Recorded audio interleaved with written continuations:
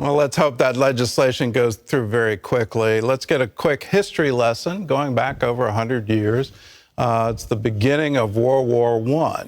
In the Woodrow Wilson administration, they created an agency called the Committee of Public Information. And it was designed to make sure that the press would properly cover the war and blame Germany for it. And in that, it became a magnet for every progressive concerned that German military activity was somehow going to threaten democracy right here in the United States.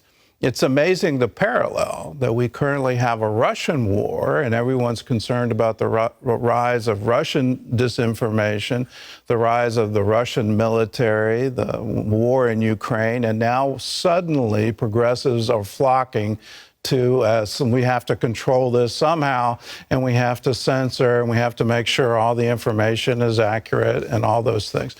It's always against free speech to do this. And who's watching the watchers and what kind of information is being corrected. And they'll always turn into a political slant. You look at the disinformation that has been spread in our population over the past few presidential cycles, and it really, for me, it gets me mad. Go back to 2008 and Obama's first race. The amount of disinformation that was spread, well, he's not Muslim, even though his name is Barack Hussein Obama. He wasn't raised Muslim and all this kind of thing. And then he gets to be president. He goes to Cairo and he announces, I come from generations of Muslims. Then you look at 2012, Benghazi. It has nothing to do with al-Qaeda. 9/11 is just sort of an accidental date that it happened.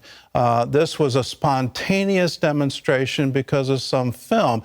And at the spontaneous demonstration, they brought mortars and rocket launchers. These things, you look back in the history, and they were trying to win elections. It's already been mentioned, the Steele dossier that was put out by the Clinton campaign, and somehow Obama said to his Department of Justice and to the FBI, go ahead and investigate. And he covered himself saying, but do it to the letter of the law.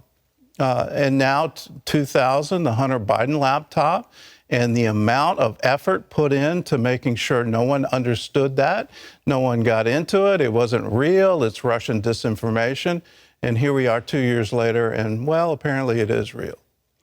We have to be very careful in our culture as we look at political speech. I'm all for unfettered political speech, but there's a great deal of disinformation. The way you counter disinformation is you make sure all information is available. That's why we have a guarantee of freedom of speech. Any kind of government agency that's going to try to police speech is absolutely against free speech.